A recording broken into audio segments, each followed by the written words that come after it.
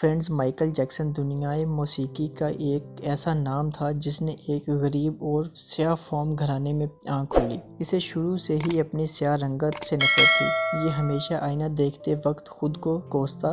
بچپن میں اس نے کسی نجومی کو اپنا ہاتھ دکھایا تو اس نے کہا تم 70 سال کی عمر پاؤ گے، مگر مائیکل جیکسن نے بڑے طنز کے ساتھ جواب دیا کہ وہ 150 سال تک زندہ رہے گا۔ ناظرین، امریکہ میں کئی 100 سال تک نسل پرستی رہی، مگر جب 20ویں صدی میں سیاہ فام لوگوں کو تھوڑے بہت حقوق ملنے شروع ہوئے تو یہ لوگ مختلف معتبر شعبوں سے وابستہ ہونے لگے۔ مائیکل اپنے ماں باپ کا 7واں بچہ تھا۔ یہ سیاہ فام خاندان تھا۔ اس دور میں اس کے بڑے بھائیوں نے ایک چھوٹا سا بینڈ بنا لیا اور یہ لوگ ریلوے اسٹیشن کے سامنے کھڑے ہو کر گانا گاتے تھے اور کچھ پیسے بھی اکٹھے کر لیتے۔ انہوں نے 1969 میں ایک چھوٹا سا البم بھی ریلیز کیا مگر کامیاب نہ ہو سکے۔ مائیکل جیکسن اپنے بھائیوں میں چھوٹا تھا۔ ان کا رول تنبورہ بجانے کا تھا۔ اس کے بھائی اور اس کا باپ اس پر سخت تشدد کرتے اور اس کو اپنا ذاتی ملازم سمجھتے تھے، اس لیے جلد ہی وہ اپنے خاندان سے الگ ہو گیا اور وہ اپنا ذاتی البم مشہور امریکی کارکن سی جونس کے ساتھ مل کر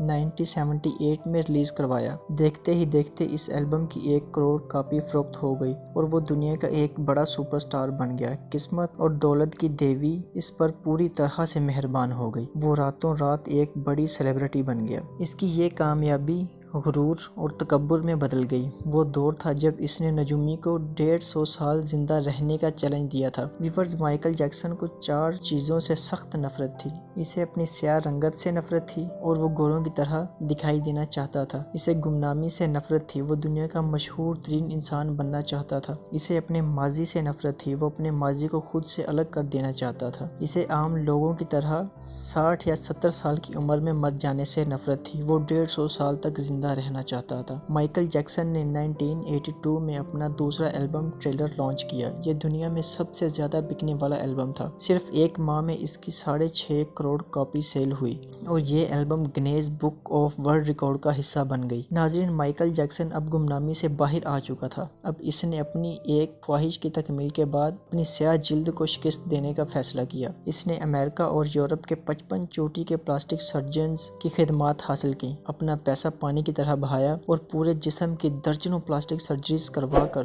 حتیٰ کہ 1987 میں مائیکل جیکسن کی ساری شکل و صورت، جلد، نقوش اور حرکات سکنات بدل گئی۔ وہ ایک سیاہ فام مائیکل جیکسن کی جگہ گورا چٹا اور نسوانی نقوش کا مالک اور خوبصورت مائیکل جیکسن سامنے آ گیا۔ اس نے 1987 میں بیٹ کے نام سے اپنی تیسری البم جاری کروائی۔ یہ گورے مائیکل جیکسن کی پہلی البم تھی۔ اس البم کی بھی 3 کروڑ کاپیاں فروخت ہوئیں۔ اس کے بعد اس نے بڑے بڑے شہروں اور ملکوں کے ٹورز کیے اور ان کے ٹورز سے کروڑوں ڈالر کمائے۔ ان کی مقبولیت کا یہ عالم تھا کہ جہاں بھی ان کی پرفارمنس ہوتی، لوگ وہاں جذباتی ہو کر دیواروں میں سر مار کر اپنا سر پھاڑ لیتے۔ اسی وجہ سے ان کی جہاں بھی پرفارمنس ہوتی وہاں پہلے سے ہی ایمبولینسز اور فائر بریگیڈز کا انتظام کیا جاتا۔ ویورز، مائیکل جیکسن کو اپنے سیاہ فام ماضی سے سخت نفرت تھی۔ اس کے بعد مائیکل جیکسن نے میری پریسلے سے شادی کر لی۔ اس نے کافی حد تک اپنے تلخ ماضی سے جان چھڑوا لی۔ اس کی آخری خواہش تھی کہ وہ 150 سال تک جینا چاہتا تھا۔ طویل عمر پانے کے لیے دلچسپ حرکتیں کرتا تھا۔ وہ رات کو آکسیجن ٹینٹ میں سوتا تھا اور جراثیم، وائرس اور بیماریوں کے اثرات سے بچنے کے لیے دستانے پہن کر لوگوں سے